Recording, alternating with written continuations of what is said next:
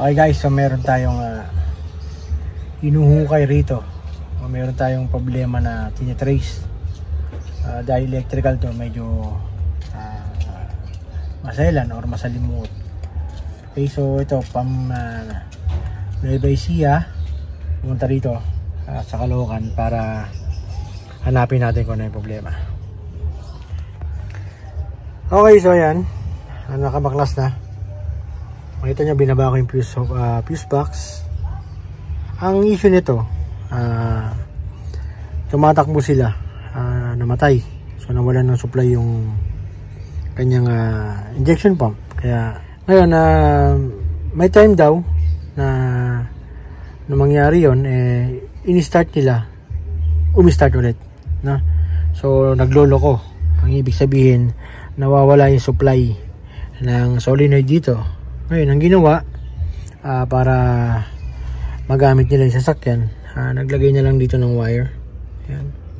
So live, kumuha sa ignition, no? Makyat doon, kumuha sa ignition. Ngayon, dito upon tracing, so nakita ko nga nawawala yung supply dito, no? Ayan, yung socket na to papunta sa solenoid ng injection pump. At ngayon, nung binaybay ko, so nakita ko may problema rin pala siya sa heater. Ayan, kung makikita nyo, may sunog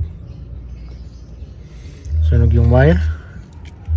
So ang nawala lang dyan sa system ng sasakyan niya is yung heater. Nabili niya yung sasakyan, hindi na gumagana. So possible itong wire na to papunta yan doon. So wala din yung problema, no, sa heater dahil meron siyang push button. Yun ang naging paraan nila. Wala din yung issue. Ang na-issue ngayon, ang problema na nireklamo nila is namamatay yung sasakyan or yung start, hindi na mapaandar. Ngayon, upon tracing, nakita ko itong wire na to. Kasi guys, yung from solenoid, socket na yun, and then aakit yan, pinutol na nga yun, kulay blue. So aakit yan dito. Yan. So akala mo kulay green, pero sa gitna niyan kulay blue talaga yan.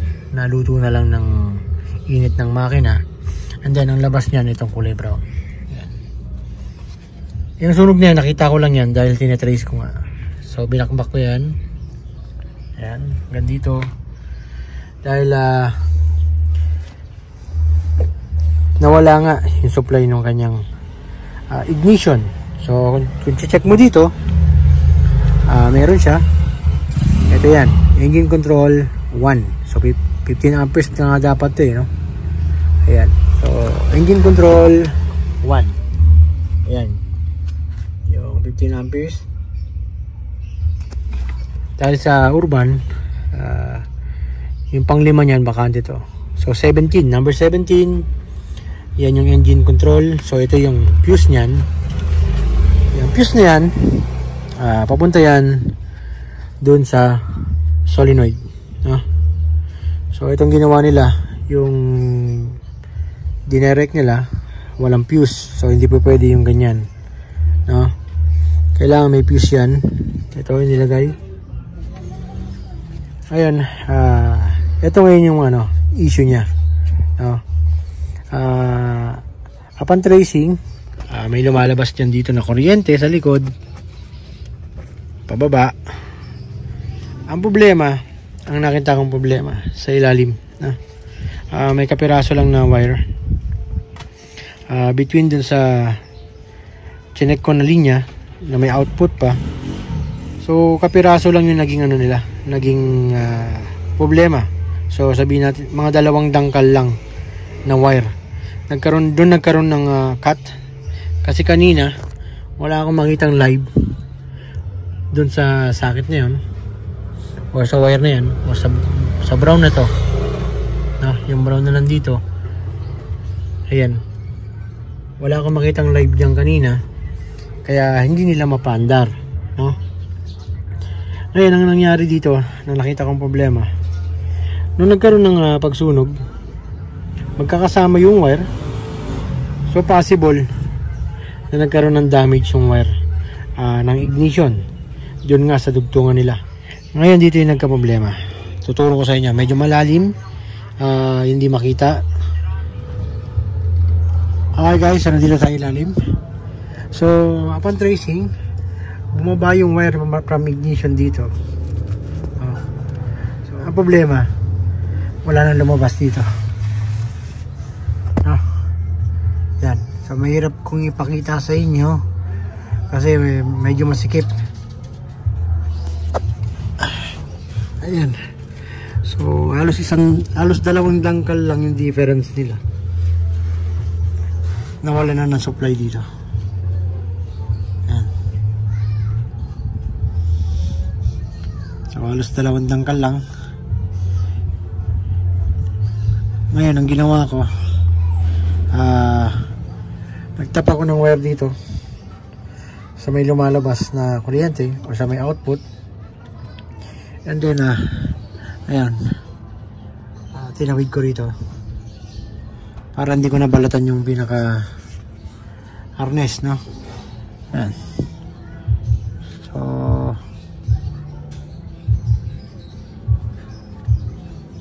yan ang naging issue, nawala ng kuryente dito.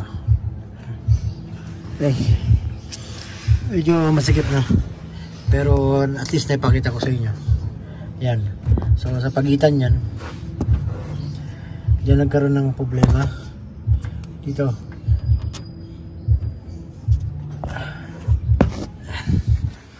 Ayun, naitap ko na yan.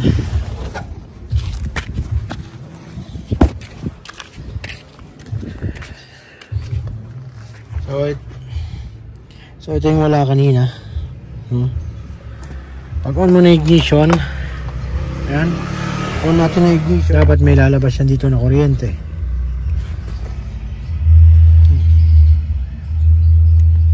Yan. Sa likod nito. Yan, kasi nakikita nyo buo naman yung fuse. Okay guys, dito sa electrical, hindi siya pang DIY talaga, no? Kailangan may knowledge ka talaga sa electrical, or may konti, kahit konti lang, masusundan mo yan pagdating sa troubleshooting. And then ngayon, from there, so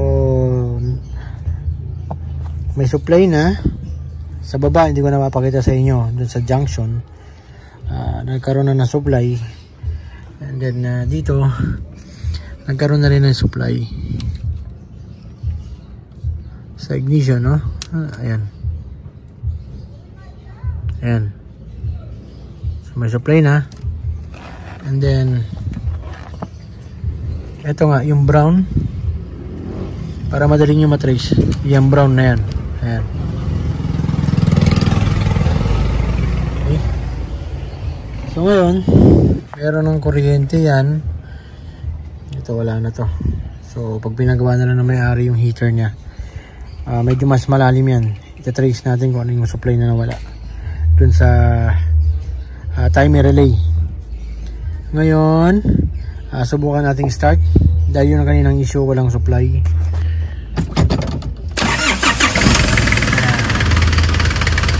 Okay.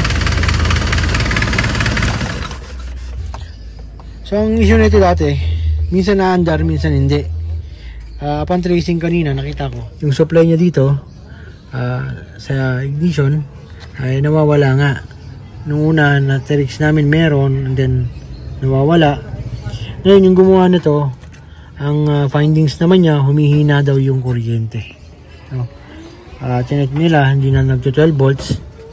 So na-confirm ko naman kanina na bumababa nga yung kuryente. So nagkakaroon siya ng loose contact. Nagkakaroon ng loose contact doon sa kapirasong pagitan ng dalawang wire doon sa ilalim, no? Sa loob ng harness. Okay guys, so sana yan medyo may karoon kayo ng idea kahit mahirap, no? Ang electrical kasi hindi ko talaga ina-advise na DIY, pero at least may knowledge kayo. Pag nagkaroon kayo ng trouble, na yung tumatakbo yung sasakyan nyo, mamamatay yung makina, no?